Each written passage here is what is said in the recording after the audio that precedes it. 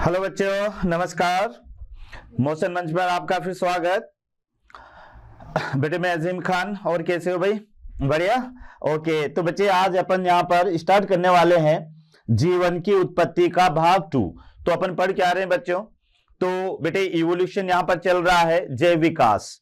तो कल बेटे नेक्स्ट या प्रीवियस लेक्चर में आपने देखा होगा कि जैव विकास की उत्पत्ति या जीवन की उत्पत्ति कैसे होती है। तो बेटे यहाँ पर जैव विकास को अपन ने 5 पार्ट में डिवाइडेड कर रखा है। उसका पहला पार्ट अपन यहाँ पर पढ़ रहे हैं और वह है जीवन की उत्पत्ति। तो जीवन की उत्पत्ति के लिए बेटे अपन ने कल 4 सिद्धांत, नेक्स्ट टर्न पर अपन ने 4 सिद्धांत को पढ़ा। उसमें पहला सिद्धांत आपने याद किया होगा, वह था विशिष्ट सृष्टिवाद, जो क्या कहता है कि जीवन की उत्पत्ति किससे हुई? ईश्वरीय शक्ति से हुई।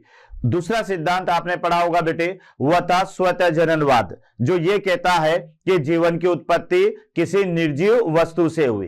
तीसरा सिद्धांत था जीवात्म जीवोत्पत्ति, यानी जो ये कहता है कि जीवन की उत्पत्ति पहले से मौजूद जीवन से हुई।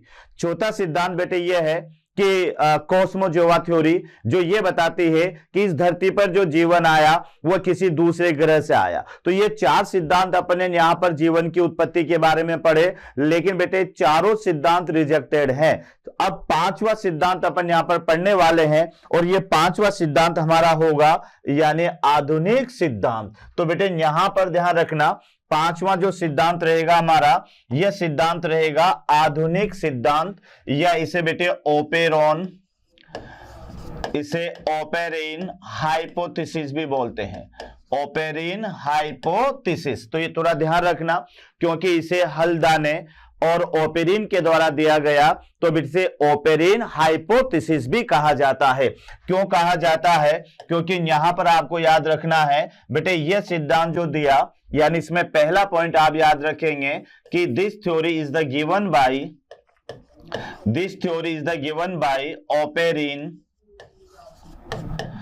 And Haldane, Oparin and Haldane. तो याद रखना बेटे, यह सिद्धांत जो दिया गया, यह ओपेरिन और हल्दाने के द्वारा दिया गया, और यह सबसे मॉडर्न सिद्धांत है, याद रखना। इसी सिद्धांत के अनुसार इस धरती पर जीवन की उत्पत्ति हुई। तो यह सिद्धांत आपको क्या बता रहा है कि किसी रासायनिक और जैविक संगठन के आधार पर जीवन की उत्पत्ति। तो यह याद रखना, यह सिद्धांत ये कहता है बेटे अकॉर्डिंग टू दिस थ्योरी, यानी इस सिद्धांत के अनुसार, यह थोड़ा सा याद रखना, इस सिद्धांत के अनुसार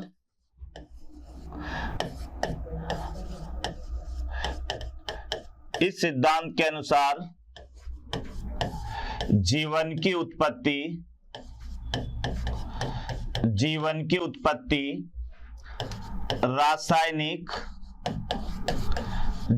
उत्पत्ति रासायनिक तथा जैविक संगठन के आधार पर हुई, रासायनिक तथा जैविक संगठन के आधार पर हुई। तो ये आपको थोड़ा याद रखना है, जैविक संगठन के आधार पर हुई। तो ये बच्चों आपको याद रखना है कि इस सिद्धांत के अनुसार जीवन की उत्पत्ति जो है वह रासायनिक और जैविक संगठन के आधार पर हुई। तो इसका मतलब यह है कि इसमें 2 इवोल्यूशन अपन यहां पर पढ़ने वाले हैं बेटे। पहला तो हमारे पास में आएगा यानी केमिकल इवोल्यूशन, पहला इवोल्यूशन यहां पर पढ़ने वाले हैं केमिकल इवोल्यूशन, और दूसरा इवोल्यूशन यहां पर पढ़ेंगे अपन यानी बायोलॉजिकल इवोल्यूशन। तो याद रखना बच्चों कि यहां पर अपन इस मॉडर्न सिद्धांत को 2 पार्ट में डिवाइडेड करेंगे। मेरा पहला पार्ट तो होगा केमिकल इवोल्यूशन, और मेरा दूसरा पार्ट होगा बायोलॉजिकल इवोल्यूशन। तो यहां अपन देखते हैं पहला सिद्धांत जो हमारा होगा, यह होगा रासायनिक जैव विकास, जिसे आप कह सकते हैं यानी केमिकल इवोल्यूशन, यानी रासायनिक जैव विकास। तो एक बार फिर समझ लें, यहां अपन जैव विकास के बेटे बारे में पढ़ रहे हैं, और उसमें अपन आधुनिक सिद्धांत को पढ़ रहे हैं। तो आधुनिक सिद्धांत हमें क्या बताता है कि धरती पर जो जीवन की उत्पत्ति हुई वह रासायनिक और बायोलॉजिकल कॉम्बिनेशन से हुई, इनके संगठन से हुई। तो इस आधुनिक सिद्धांत के 2 पार्ट अपन पढ़ने वाले हैं। पहला सिद्धांत तो होगा केमिकल इवोल्यूशन, और दूसरा पार्ट इसका होगा बायोलॉजिकल इवोल्यूशन। तो बेटे यहां पर हमारे पास में पहला जो सिद्धांत है वह है केमिकल इवोल्यूशन। तो केमिकल इवोल्यूशन का मतलब है कि यहां पर ध्यान रखना बेटे कि सबसे पहले सीधा जंतु ही नहीं आया इस पर, यानी सबसे पहले ये धरती आग का गोला थी, याद रखना। तो पहले इस पर जो जितने भी पदार्थ थे वह सब परमाणु अवस्था में मौजूद थे, फिर उनका आपस में संघनन हुआ तो वह अणु अवस्था में बने। अणु में पहले पहले सरल अकार्बनिक यौगिकों का निर्माण हुआ, फिर उनमें संघनन हुआ, उनमें प्रतिक्रियाएं हुई तो उनसे सरल कार्बनिक यौगिकों का निर्माण हुआ। और बेटे सरल कार्बनिक यौगिकों में फिर आपस में फ्यूजन हुआ तो फिर जटिल कार्बनिक यौगिकों का निर्माण हुआ। तो परमाणु अवस्था से लेके और जटिल कार्बनिक यौगिकों के बनने तक की जो अवस्था है, इस अवस्था को कहते हैं केमिकल इवोल्यूशन। तो थोड़ा सा याद रख लें, केमिकल इवोल्यूशन यानी परमाणु अवस्था से जटिल कार्बनिक, परमाणु अवस्था से जटिल कार्बनिक, ये याद रखना बेटे, जटिल कार्बनिक यौगिकों के निर्माण तक की अवस्था, के निर्माण तक का विकास, निर्माण तक का विकास। तो ये कभी क्वेश्चन आ जाए कि केमिकल इवोल्यूशन क्या होता है, तो ये केमिकल इवोल्यूशन यानी यहां पर रहेगा बेटे एटॉमिक स्टेज टू, यहां पर आप चलोगे यानी कॉम्प्लेक्स ऑर्गेनिक मटेरियल। तो ये थोड़ा सा आप याद कर लें कि केमिकल इवोल्यूशन यानी जैविक संगठन के आधार पर, यानी रासायनिक संगठन के आधार पर विकास। तो ये भी याद रखना कि बेटे क्या है केमिकल इवोल्यूशन, यानी रासायनिक संगठन के आधार पर। तो ये ध्यान रख लें, यहां आप ब्रेक में लिख लें रासायनिक संगठन के आधार पर, रासायनिक संगठन के आधार पर। तो ये थोड़ा सा याद रख लें कि बेटे यहां अपन ने दो सिद्धांत पढ़े, एक तो केमिकल इवोल्यूशन और एक बायोलॉजिकल। तो शुरू में अपन ने कहा कि एक तो रासायनिक संगठन और एक आपको याद रखना है जैविक संगठन। तो यहां आप देख लें कि रासायनिक संगठन के आधार पर अगर विकास होगा तो उसे तो अपन रासायनिक जैव विकास कहेंगे, और अगर बेटे जैविक संगठन के आधार पर विकास होगा तो उसे अपन बायोलॉजिकल इवोल्यूशन कहेंगे। तो यहां देख लें आप कि आधुनिक सिद्धांत को अपन ने दो भागों में बांट रखा है, एक तो केमिकल इवोल्यूशन और दूसरा पार्ट होगा बेटे बायोलॉजिकल इवोल्यूशन। पहला पार्ट मेरा है केमिकल इवोल्यूशन, जो आपको यह कहेगा कि रासायनिक संगठन के आधार पर जीवन की उत्पत्ति। और फिर रासायनिक संगठन में कैसे होगा कि बेटे परमाणु अवस्था से लेके और जटिल कार्बनिक यौगिक कैसे बनेंगे। तो परमाणु अवस्था से लेकर और जटिल कार्बनिक यौगिकों के बनने तक का जो विकास होगा, तो इस विकास को कहेंगे अपन रासायनिक विकास, जिसकी निम्न स्टेज होगी बेटे याद रखना, यानी निम्न अवस्थाओं में विभक्त। तो ये थोड़ा सा आप ध्यान रख लें। ओके, ये बेटे स्टेनले मिलर का है, लेकिन इससे पहले मैं आपको स्टेज बता देता हूं। ये मिलर ने तो प्रयोग बाद में दिया। तो निम्न अवस्थाएं, तो सबसे पहले अपन यहां पर चलेंगे बेटे, सबसे पहली अवस्था आएगी एटॉमिक स्टेज। पहली अवस्था है एटॉमिक स्टेज, यानी यहां आपको याद रखना है सभी पदार्थ, ध्यान रखना बेटे, सभी पदार्थ परमाणु अवस्था में, सभी पदार्थ परमाणु अवस्था में। तो परमाणु अवस्था में हाइड्रोजन है, कार्बन है, नाइट्रोजन है, ऑक्सीकरण है। तो यहां पर जो एटॉमिक स्टेज है, तो एटॉमिक स्टेज का जो इनिशियली तापमान होगा बेटे, तो ये तापमान उस समय यहां पर रहा होगा लगभग 6000 डिग्री सेंटीग्रेड। यहां पर उपस्थित तत्व जो रहे होंगे, उपस्थित तत्व ये बेटे कार्बन है, हाइड्रोजन है, नाइट्रोजन है और ऑक्सीजन है। लेकिन यहां पर जो अधिकतम हो, मैक्सिमम जो एलिमेंट आपको मिलेंगे, ये मिलेंगे हाइड्रोजन, ये ध्यान रखना। और वातावरण का जो था बेटे ये अपचायक था, अपचायक। तो ये आपको याद रखना है, ये मेरी पहली अवस्था है यानी एटॉमिक स्टेज। तो बेटे ये डायग्राम अभी मैं बाद में समझाऊंगा, पहले बेटे आप देख लीजिएगा एटॉमिक स्टेज। तो एटॉमिक स्टेज के अंदर सभी पदार्थ परमाणु अवस्था में मौजूद हैं। यहां पर इनिशियल अवस्था में तापमान लगभग 6000 डिग्री सेंटीग्रेड है। उसके बाद में बेटे यानी उपस्थित जो तत्व है, उपस्थित जो तत्व है उसमें कार्बन, हाइड्रोजन, नाइट्रोजन, ऑक्सीजन है, और मैक्सिमम जो एलिमेंट जो पाया जाएगा इनिशियल अवस्था में वो होगी बेटे हाइड्रोजन। हाइड्रोजन तो याद रखना, सर्वप्रथम धरती पर सबसे ज्यादा मात्रा में पाए जाने वाला एलिमेंट वो हाइड्रोजन था। उसके बाद में यहाँ का वातावरण कैसा था, अब जाएगा। अब इन दोनों में, इनमें क्या हुआ, इनमें आपस में फ्यूजन हुआ। तो फ्यूजन होते ही यहां पर सबसे पहले बने सिंपल इनऑर्गेनिक कंपाउंड।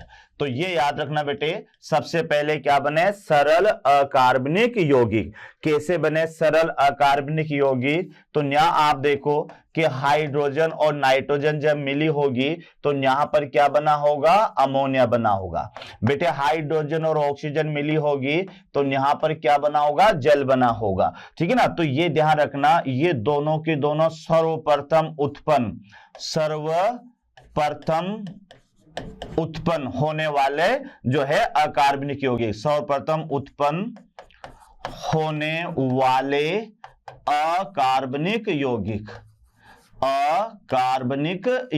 ये क्वेश्चन अगर आ जाए कभी भी तो बहुत इंपॉर्टेंट है कि धरती पर सबसे पहले उत्पन्न होने वाले अकार्बनिक यौगिक कौन से हैं। तो याद रख लेना बेटे, ये है हमारे पास में हाइड्रोजन, नाइट्रोजन, उसके अलावा हाइड्रोजन, ऑक्सीजन। उसके अलावा बेटे कि यहां पर यानी कार्बन और ऑक्सीजन में भी संयोजन हुआ होगा तो यहाँ CO2 बनी होगी, या फिर यहाँ पर कार्बन मोनोऑक्साइड बनी होगी। हाइड्रोजन में कॉम्बिनेशन हुआ होगा तो हाइड्रोजन बनी होगी। नाइट्रोजन में कॉम्बिनेशन बना होगा तो नाइट्रोजन बनी होगी। तो इस तरह से याद रखना, ये तो हमारे पास में बन गए सिंपल इनऑर्गेनिक कंपाउंड। यहां तक क्लियर। और सिंपल इनऑर्गेनिक कंपाउंड से आगे चलकर तीसरे नंबर पर यहां पर बनते हैं बेटे यानी सिंपल ऑर्गेनिक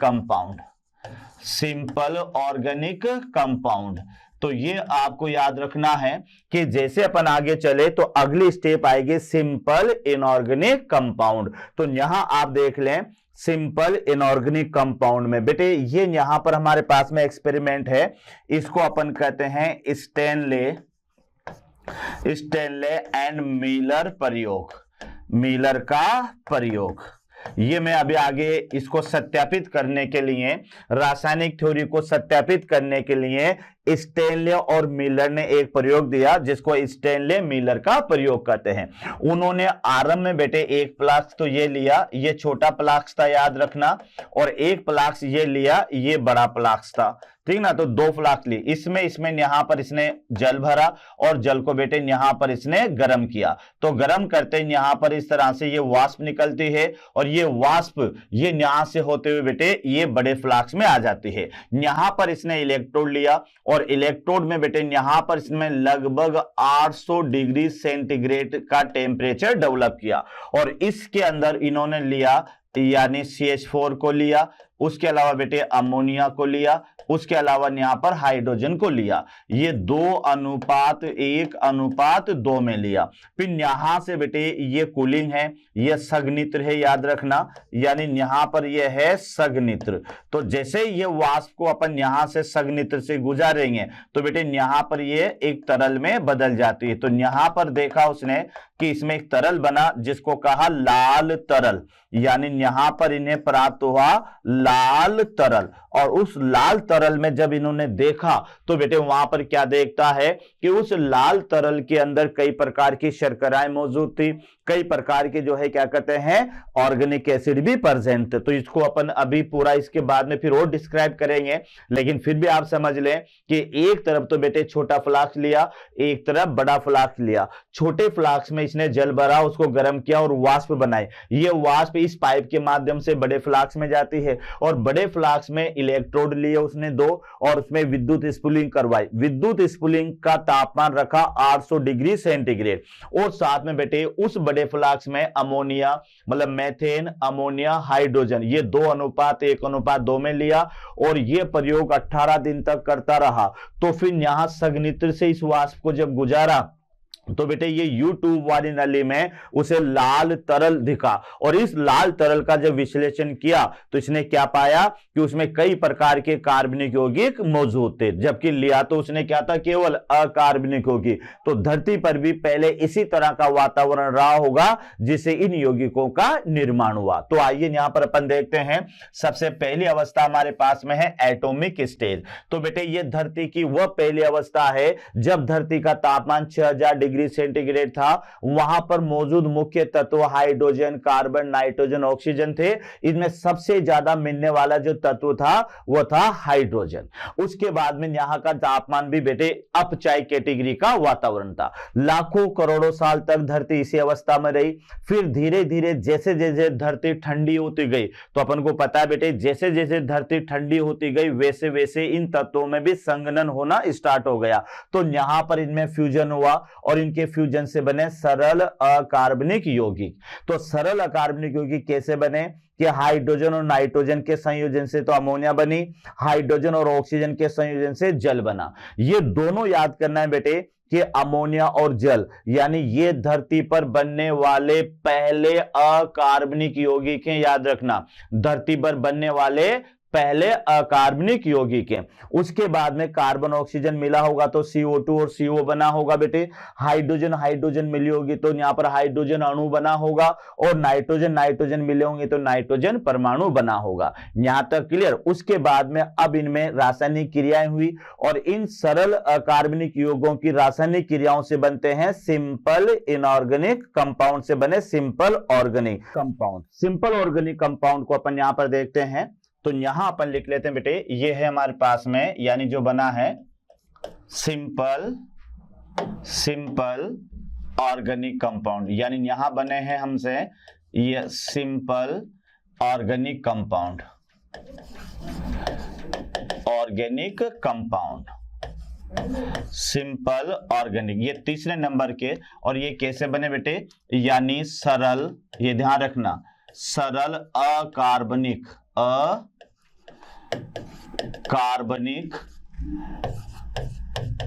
पदार्थों की रासायनिक क्रिया से, तो यानी इनका जो निर्माण हुआ वह हुआ सरल अकार्बनिक पदार्थों की रासायनिक क्रिया से। कौन कौन से बने बेटे, तो यहां पर ये CH4 बना जो कि प्रथम कार्बनिक यौगिक के धरती पर बनने वाला प्रथम कार्बनिक यौगिक। तो याद रखना, इस धरती पर बनने वाला पहला ऑर्गेनिक कंपाउंड अगर है तो वह है बेटे हमारे पास में यानी CH4। तो क्या याद हुआ कि धरती पर बनने वाले पहले जो अकार्बनिक थे वो तो अमोनिया और जल था। तो बेटे याद रखना, पहले परमाणु अवस्था से क्या बने, सरल अकार्बनिक यौगिक। सरल अकार्बनिक यौगिकों में बेटे रासायनिक क्रियाएं हुई, केमिकल मॉडिफिकेशन हुआ, और रासायनिक क्रियाओं से बने यहां पर ये सिंपल ऑर्गेनिक कंपाउंड। तो सिंपल ऑर्गेनिक कंपाउंड में मेथेन भी बना होगा बेटे। उसके अलावा यहां पर ये शुगर बनी होगी। शुगर के अलावा बेटे यहां पर अमीनो एसिड, ये ध्यान रखना, अमीनो एसिड्स के अलावा बेटे यहां पर ये फैटी एसिड भी बने होंगे, यहां पर फैटी एसिड। उसके अलावा नाइट्रोजन बेस भी यहां पर बने होंगे। तो ये देख ले आप यहां पर कि जटिल जो है क्या कहते हैं, सरल अकार्बनिक यौगिकों की रासायनिक क्रियाओं से सरल कार्बनिक यौगिकों का निर्माण हुआ। सरल कार्बनिक यौगिकों में फिर क्या हुआ बच्चों, यानी इसमें हुआ फ्यूजन, और फ्यूजन होने के साथ ही ये यहां पर नंबर 4 हमारे पास में, जिसको आप कहेंगे कॉम्प्लेक्स ऑर्गेनिक मटेरियल या ऑर्गेनिक कंपाउंड। तो ये आप देख लें कि सरल अकार्बनिक यौगिकों में रासायनिक परिवर्तन हुए, और रासायनिक परिवर्तन से बने सरल कार्बनिक यौगिक। बेटे सरल कार्बनिक यौगिक मेथेन के रूप में, शुगर के रूप में, शर्करा के रूप में, अमीनो एसिड के रूप में, फैटी एसिड के रूप में यहां पर इनका निर्माण हुआ। तो ये यहां पर सिंपल इनऑर्गेनिक कंपाउंड इस तरह से बने, और सरल कार्बनिक यौगिकों में अब यहां पर भी संयोजन हुआ, यहां पर भी संघनन हुआ, और इनके संघनन से यहां पर बने जटिल कार्बनिक यौगिक। कैसे बने होंगे कि बेटे यहां पर जैसे शुगर है ना, शुगर यानी मोनो से इनमें फ्यूजन हुआ, तो यहां पर क्या बने होंगे, कार्बोहाइड्रेट्स, यहां बने होंगे कार्बोहाइड्रेट्स। उसके अलावा बेटे यहां पर है अमीनो एसिड, अमीनो एसिड, तो अमीनो एसिड में आपस में संयोजन हुआ होगा तो यहां पर क्या बनी होगी, प्रोटीन बनी होगी।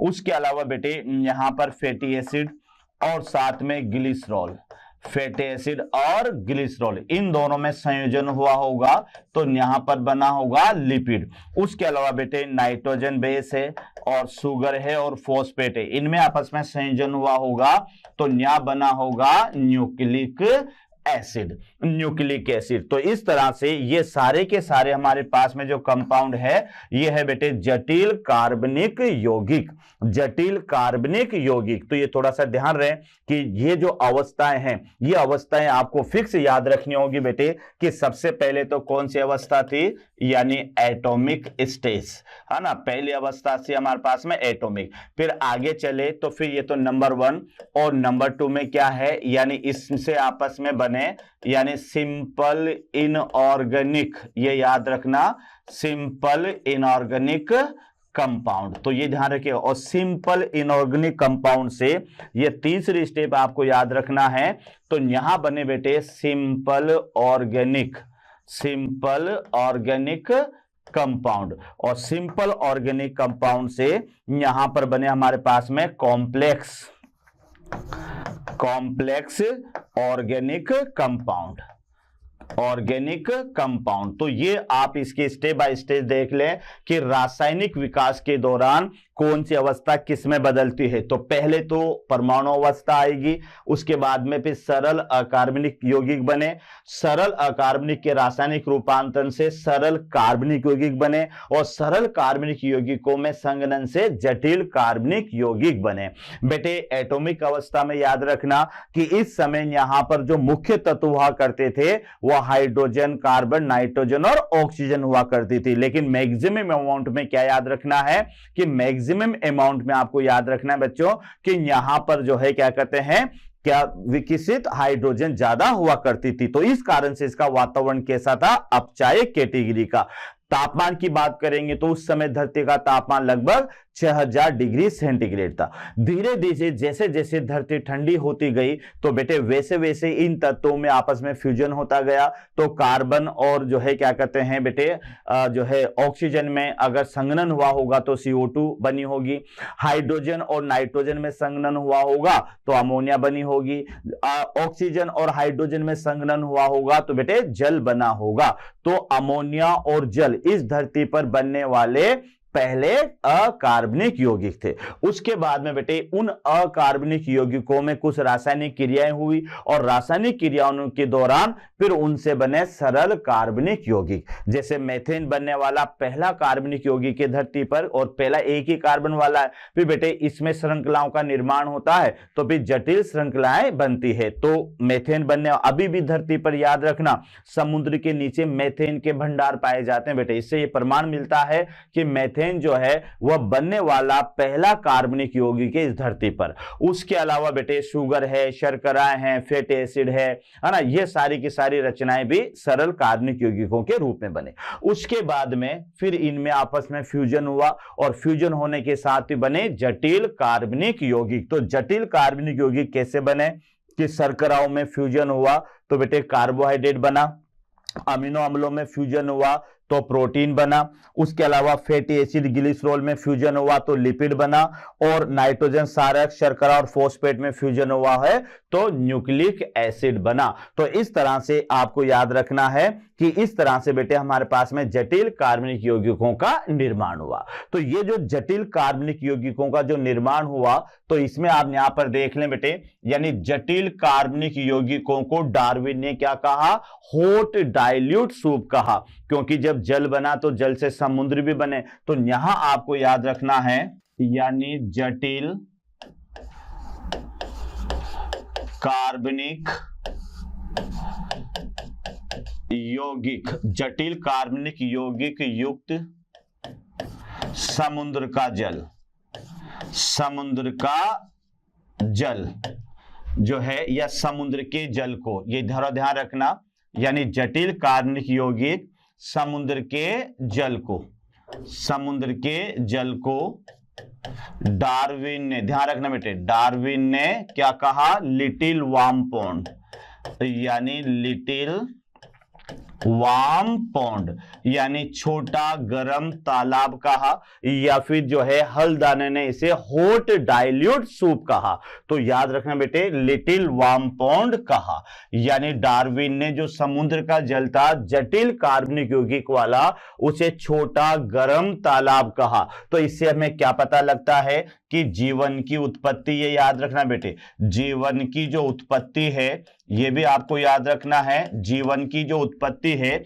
यह सर्वप्रथम कहां से हुई, समुद्र के जल से, समुद्र के जल से। ये क्वेश्चन भी कई बार आ गया कि जीवन की उत्पत्ति धरती पर नहीं हुई, ध्यान रखना, धरती पर मौजूद जल यानी समुद्र के जल से हुई। और यही कारण है चंद्रमा पर जीवन नहीं है। अगर क्वेश्चन आ जाए कि चंद्रमा पर जीवन नहीं है, तो बेटे यहां क्या जवाब देंगे, क्या ऑक्सीजन की अनुपस्थिति या जल की अनुपस्थिति। तो चंद्रमा पर जीवन नहीं है, इसका कारण है जल की अनुपस्थिति, जल की अनुपस्थिति। तो ये थोड़ा सा याद रखना, जल की अनुपस्थिति। तो ये था बेटे हमारे पास में जटिल कार्बनिक यौगिक युक्त समुद्र के जल को डार्विन ने क्या कहा, लिटिल वार्म पॉन्ड। अब यहां देखो कि केमिकल इवोल्यूशन का जो सत्यापन किया गया है, यानी केमिकल या जैव विकास, केमिकल इवोल्यूशन का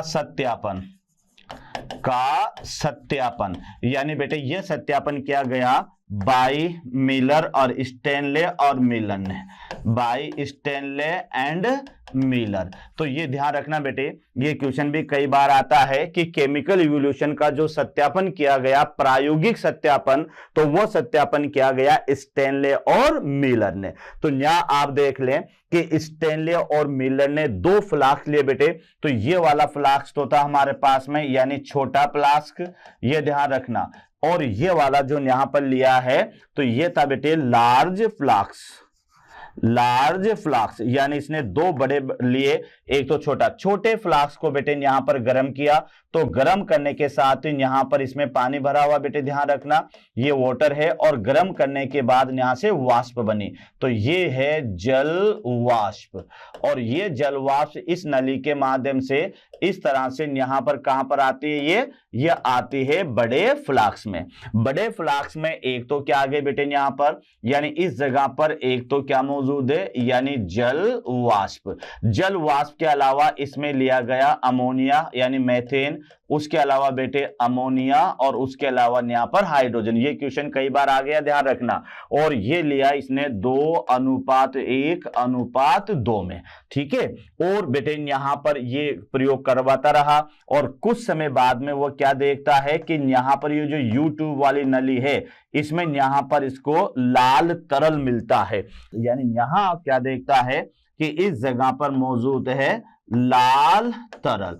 तो बेटे एक बार फिर मैं रिपीट कर लूं कि इस स्टेनले मिलर ने सबसे पहले ध्यान रखना बेटे, यानी CH4 अनुपात अमोनिया अनुपात यहां पर जो है हाइड्रोजन, तो ये जो लिया बेटे ये 2:1:2 में लिया, और प्लस इसके साथ में क्या थे यहां पर जल वाष्प, जल वाष्प। तो इसको प्रयोग को समझ लो आप। इसने छोटे फ्लास्क में बेटे पानी को भरा और उसे गर्म किया, गर्म करने के साथ ही वहां बनी जल वाष्प, और ये जल वाष्प पाइप के माध्यम से जोड़ दी गई बड़े फ्लास्क थे। बड़े फ्लास्क में जल वाष्प आ जाती है, और उसने 2:1:2 में लिया मीथेन, अमोनिया और हाइड्रोजन। और फिर बेटे यहां पर ये है इलेक्ट्रोड, और ये इलेक्ट्रोड के माध्यम से यहां पर इस तरह से क्या करवाए, विद्युत स्पूलिंग करवाई, जिससे तापमान लगभग यहां पर ले लिया 800 डिग्री सेंटीग्रेड। यानी दो इलेक्ट्रोड के बीच में जब विद्युत स्पूलिंग करवाई तो बेटे वहां का तापमान उस समय हो गया 800 डिग्री सेंटीग्रेड।